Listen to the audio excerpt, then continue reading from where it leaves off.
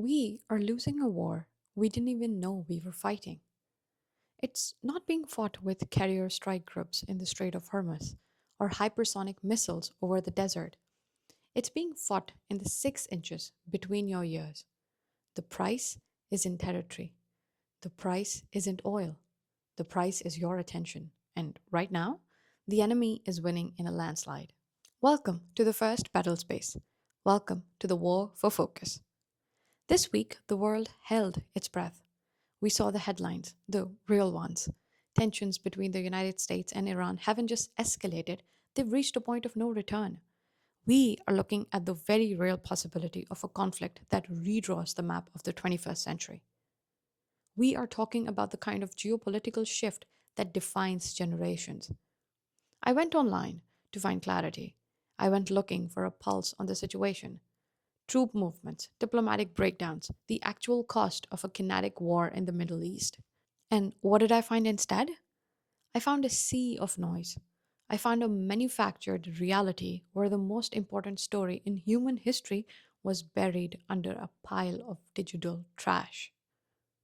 Viral challenges, celebrity clapbacks, the latest outrage over a piece of clothing or a bad take from a mid tier influencer. If you think the timing is a coincidence, you have not been paying attention. We are currently witnessing a great decoupling. On one side, reality is becoming heavy, complex, and high stakes.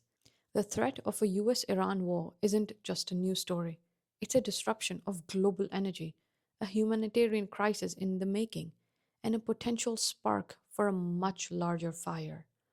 But on the other side, our information environment is becoming lighter, faster, and more trivial than ever before. Mainstream information channels have effectively abandoned the truth business. They are now fully weaponized players in the distraction business. Why? Because focus is dangerous. Think about it. A focused populace, a populace that actually understands the mechanics of why we are on the brink of a war with Iran, is a populace that asks questions. They ask about the military industrial complex. They ask about the trillions of dollars that disappear into defense budgets while the domestic economy crumbles. They ask about the human cost. A focused populace demands accountability. But a distracted populace? A distracted populace is easy to manage.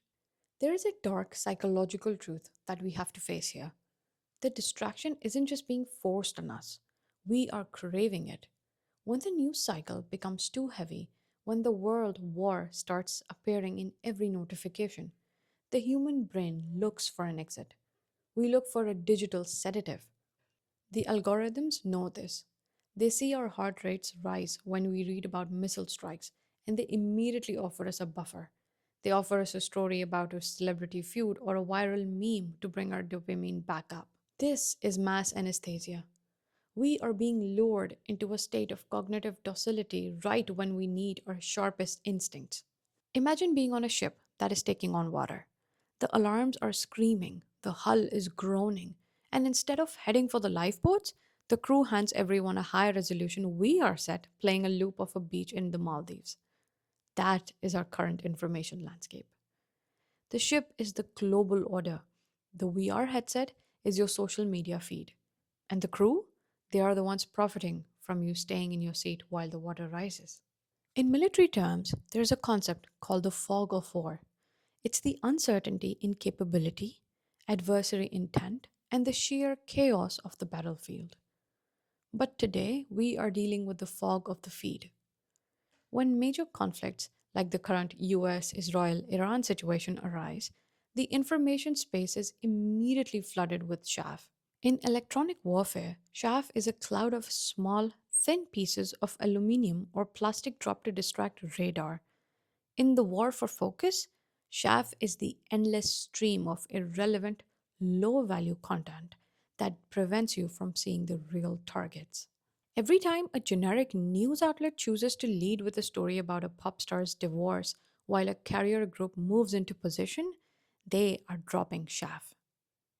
They are telling you, don't look at the radar, look at the shiny plastic falling from the sky. This isn't just poor editorial judgment, it is a fundamental betrayal of the public's right to know. We have moved from an age of information scarcity, where the problem was not knowing enough, to an age of insight scarcity. We have all the data in the world, but zero ability to focus on the pieces that actually matter. We have to talk about the why. Why is your focus being stolen? In the 20th century, the world was fueled by oil. In the 21st century, the world is fueled by attention. Your attention is the most valuable commodity on earth right now.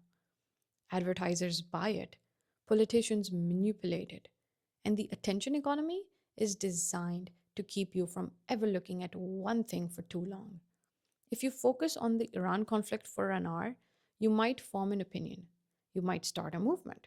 You might stop buying things. But if you look at 60 different things for 1 minute each, you are a perfect consumer. You are profitable. You are exhausted. And most importantly, you are harmless. The powers that be, the tech giants and the media conglomerates, do not want you engaged with reality. Reality is complicated. Reality requires long form thought. And reality doesn't sell premium ad space for luxury goods. So they give you junk food news. They give you manufactured outrage. They make you angry at your neighbor over a cultural disagreement so you don't notice the systems that are crushing both of you. What happens to a society that can no longer focus? It becomes a society of casualties. When we lose the ability to track a story from beginning to end, to see the historical context of the US Israel Iran relationship, the broken treaties, the regional power plays, we lose our ability to govern ourselves. Democracy requires a focused citizenry. It requires people who can see past the dead cat stories thrown onto the table to distract them. They want you as a casualty of content.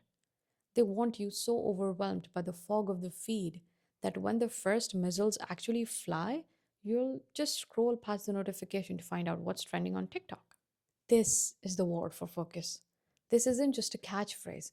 This is a necessary stance for survival in a world that is increasingly trying to blindfold you with bright lights. So, how do we fight back? How do we win the war for focus? First, we have to recognize the battlefield. In this series, we are going to map it out. We're going to expose the tactics used to hijack your brain's reward systems. We're going to look at the stories that don't want you to focus on, the ones that are being buried under the noise of the feed. We're going to talk about information hygiene. We're going to talk about how to build an anti distraction shield around your mind, how to stop being a consumer of content and start being a seeker of truth.